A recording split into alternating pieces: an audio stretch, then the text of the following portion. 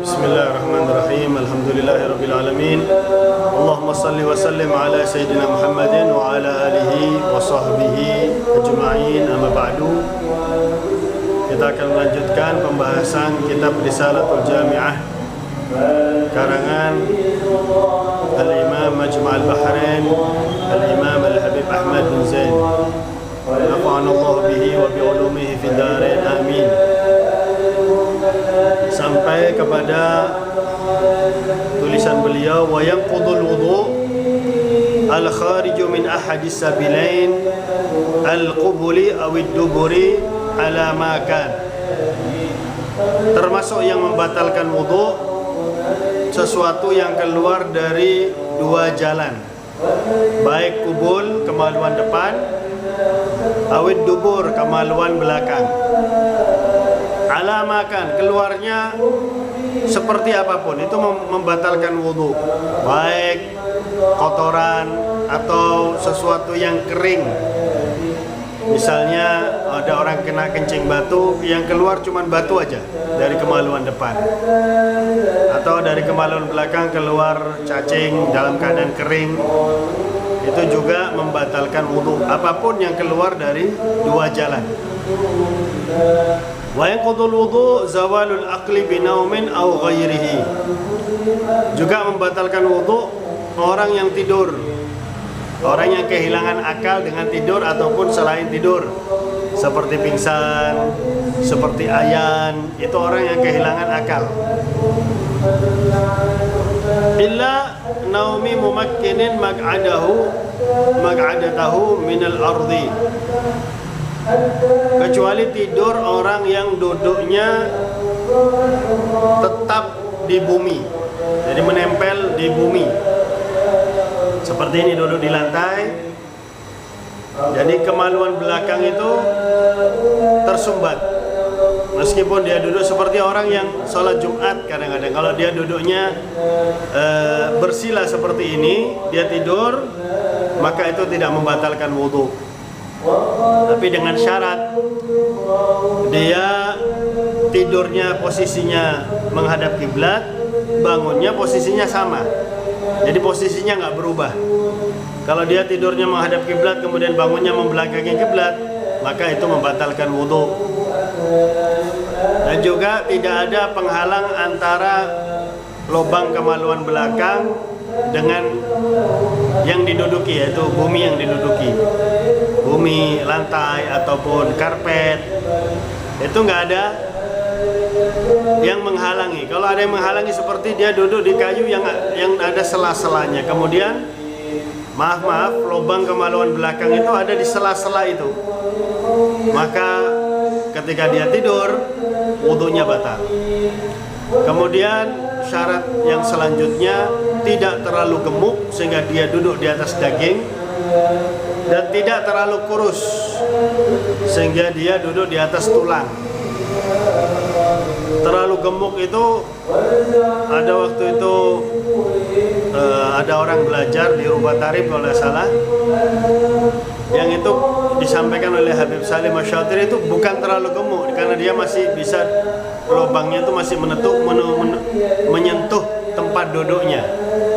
Jadi kalau terlalu gemuk sehingga orang itu tahu sendiri bahwasanya lubang yang belakang itu tidak menyentuh tempat duduknya, terhalang dengan daging, maka ketika dia tidur wudunya batal.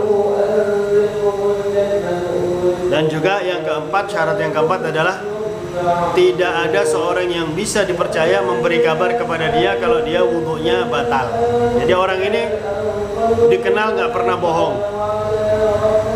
Ketika melihat dia tidur di masjid misalnya dalam keadaan duduk bersila, kemudian ketika dia bangun dibilang, Anda ini wudu Anda ini batal. Dilihat dulu yang ngasih kabar ini siapa.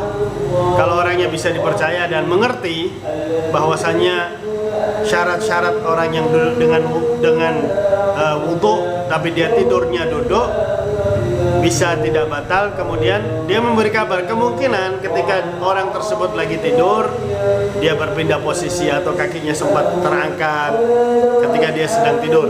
Karena kalau orang tidur kan dia nggak sadar kalau apa yang dia lakukan ketika dia sedang tidur.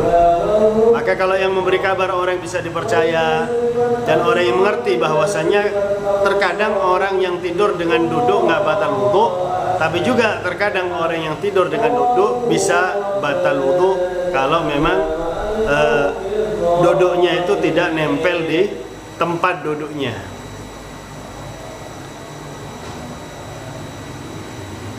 Wa yanqudul wudu massu qubuli aw duburi adamiyin minhu aw min ghairihi.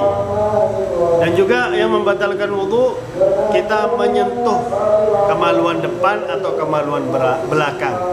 Baik kemaluan kita sendiri, seperti saya lagi wudu misalnya tersentuh, menyentuhnya itu dengan batnil kafi wa butunil asabi, menyentuhnya dengan tangan bagian dalam atau bagian dalam jari-jari.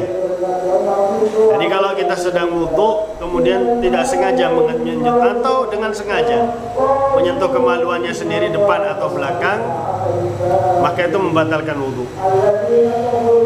Berbeda kalau nyentuhnya dengan zahirul kaf, jadi tangan yang bagian punggung tangan, sentuh kemaluannya, maka itu tidak membatalkan wudu kalau kemaluannya sendiri. Kabiran kana aw saghiran walau waladahu mayyitan.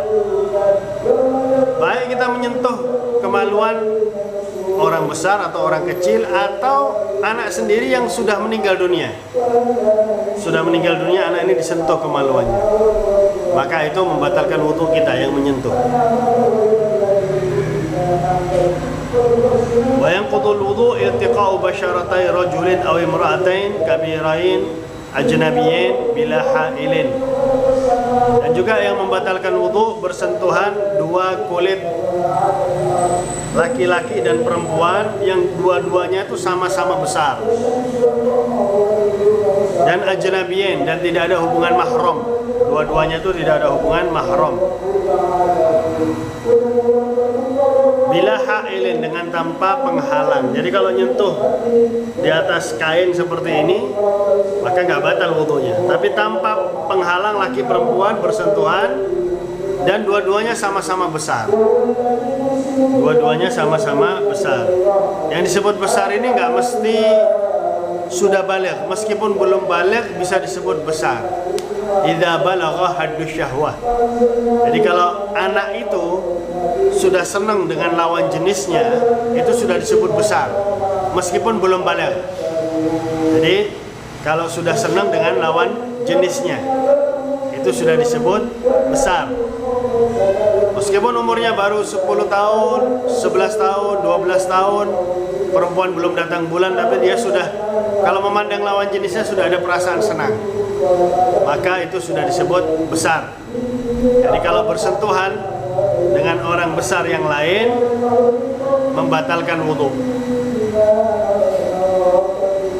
Kecuali kalau kita nyentuh anak umur 6 tahun, 7 tahun yang istilahnya belum punya perasaan senang kepada lawan jenisnya, maka tidak membatalkan wudu meskipun lain jenis, meskipun tidak ada hubungan mahram.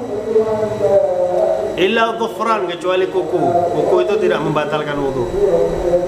Au sya'ran, atau rambut, nyentuh rambut tapi tidak sampai nyentuh kulit di bawah rambut. Au sinan, atau gigi. Kita nyentuh giginya istri kita, ya, suami nyentuh gigi istrinya hanya untuk sebagai praktek saja. Fala yang tudul wudu, maka tidak membatalkan wudu. Jadi ini adalah beberapa hal yang membatalkan wudu yang disampaikan oleh Al-Imam Al-Habib Ahmad bin Zain Al-Habashi. Semoga bermanfaat dan semoga bisa kita jadikan pedoman di dalam kehidupan kita. Wabillahi taufiq wal hidayah, waridha wal inayah. Wassalamualaikum warahmatullahi wabarakatuh.